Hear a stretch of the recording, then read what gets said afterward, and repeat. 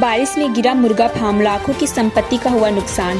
क्षेत्र में मानसून ने दस्तक देते ही 9 जून से दिन रात लगातार मूसलाधार बारिश की वजह से प्रखंड क्षेत्र अंतर्गत विभिन्न स्थान में लाखों रुपए की संपत्ति की बर्बादी का नजारा देखने को मिल रहा है। ऐसी ही घटना बरकट प्रखंड के बेड़ो कला पंचायत के सरयू बैठा का लाखों रुपए से बने मुर्गा फार्म की है, जिसमें 4000 चूजा डाला गया था, जिसका लागत लगभग 6 लाख रुपए थे। फार्म का निर्माण एस्बेस्टर शीट से किया गया था, जिसमें करीब 6 लाख के चूजे की बर्बादी हो गई। वहीं सरयू बैठा ने बताया कि लगातार रुक रुक कर बारिश होने के कारण रात में हमारा मुर्गा फार्म गिर गया।